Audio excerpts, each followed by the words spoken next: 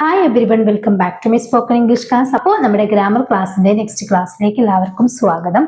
ഇന്ന് നമ്മൾ ഡിസ്കസ് ചെയ്യാൻ പോകുന്ന വെർബ് എന്ന് പറയുന്നത് ഫോൾഡ് ആണ്. എന്താണ് ഈ ഫോൾഡ് എന്ന് പറഞ്ഞു കഴിഞ്ഞാൽ മടക്കുക, ചുരുട്ടുക എന്നൊക്കെ പറയാറുണ്ട്. അപ്പൊ ക്ലോത്ത് മടക്കുക, അതുപോലെ പേപ്പറുകളൊക്കെ ചുരുട്ടിക്കൂട്ടുക, ഇതിനൊക്കെ നമുക്ക് ഫോൾഡ് എന്ന് പറയാം.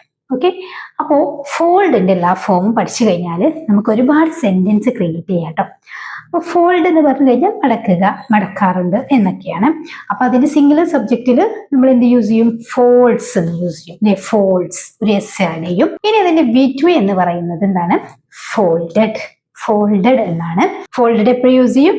വിറ്റ് പാസ്റ്റിൽ യൂസ് ചെയ്യും. ഞാൻ തുണി മടക്കി. I folded the clothes. I folded the clothes. Okay, ഫോൾഡിന്റെ മൂന്നാമത്തെ രൂപം എന്ന് പറയുന്നത് എന്താണ്? ഫോൾഡഡ് തന്നെയാണ്.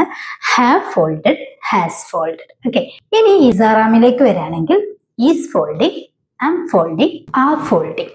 ഓക്കെ, മടക്കുകയാണ്. ഞാൻ തുണി മടക്കുകയാണ്. Am folding the clothes. ഞാൻ പേപ്പർ മടക്കി. I folded the paper. ഞാൻ പേപ്പർ മടക്കി. ഇത് പാസ്റ്റ് കണ്ടിന്യൂസിലേക്ക് വരികയാണെങ്കിൽ വാസ് ഫോൾഡിങ്, വർക്ക് ഫോൾഡിങ്, മടക്കുകയായിരുന്നു.